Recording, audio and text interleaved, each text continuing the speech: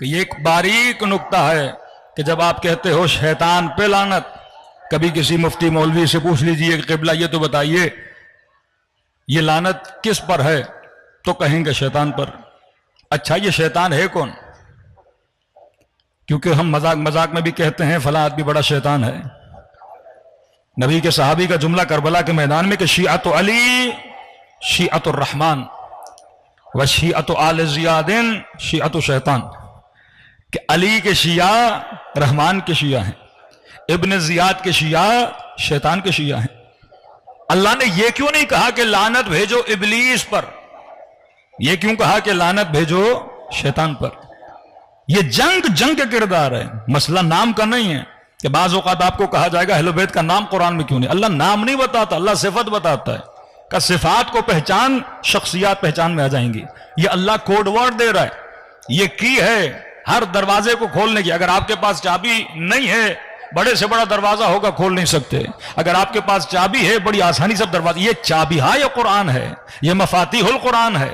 کہ انسان اگر کوئی ظالم ہے کہ میں کنجی دے رہا ہوں کہ لعنت اللہ علی القوم الظالمین، اب ظلم چاہے آدم کا بیٹا کرے میری لعنت ہے، اب ظلم چاہے نبی کا بیٹا کرے میری لعنت ہے، نافرمانی چاہے نوح کی بیوی کرے زوجہ ہے، اللہ کہتے ہیں میری لعنت ہے۔ میں صفات تمہیں بتا رہا ہوں۔ اور اگر دشمن کا بیٹا بھی ہے، باکردار ہے، اللہ کہتے ہیں میری اس پہ رحمت ہے۔ یزید کا بیٹا ہے لیکن عاشق اہل بیت ہے، ہارون کا بیٹا ہے پر عاشق اہل بیت ہے۔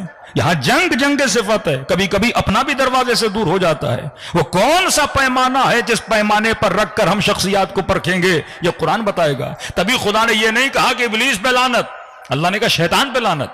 ابلیس جب تک ابلیس تھا لعنت نہیں تھی، جس دن ابلیس شیطان بنا اس دن لعنت آ گئی۔ مطلب جب تیرے کردار میں شیطنت آئے گی اللہ کی لعنت ہے۔ بیٹا آدم کا جب تک صحیح تھا لعنت نہیں تھی، لیکن جس دن اس نے شیطان کے کردار کو اپنایا، اللہ نے نبی کے بیٹے پر بھی لعنت بھیجی ہے، کیونکہ اس نے کیا کیا؟ قتل کیا ہے۔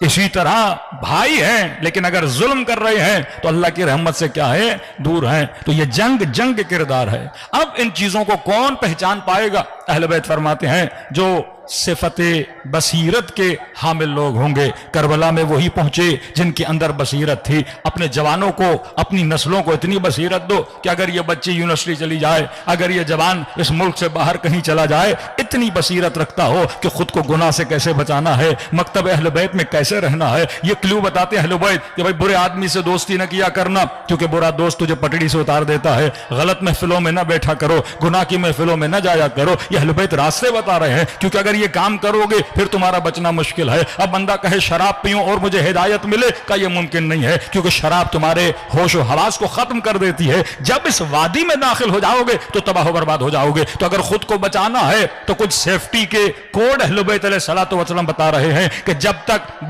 بصیرت کب پیدا ہوگی؟ جب ہم سیرت معصوم کو پڑھیں گے، جب ہم کردار اصحاب معصوم کو پڑھیں گے کہ جناب زہیر کیسے بچے، جناب نافع ابن ہلال کیسے بچے، جناب حبیب ابن مظاہر کیسے بچے، جناب سلمان فارسی کیسے بچے، جناب مختلف اصحاب، جناب مسلم بن عقیل کیسے بچے۔ یہ وہی افراد ہیں جو اہل بیت کے ساتھ تھے، انہوں نے کبھی بھی دامن اہل بیت سے دوری نہیں کی۔ اب شاید آج کا جوان کہے کہ مولانا اہل بیت تو مجھے نظر نہیں آ رہے، تو علماء فرماتے ہیں اہل بیت اگر نظر نہیں آ رہے، یہ فرامین اہل بیت تو ہیں، یہ اقوال معصومین تو ہیں، انہی اقوال کے ساتھ رہو تو کبھی بھی گمراہ نہیں ہوگے۔ صلوات پڑھے محمد و آل محمد پر۔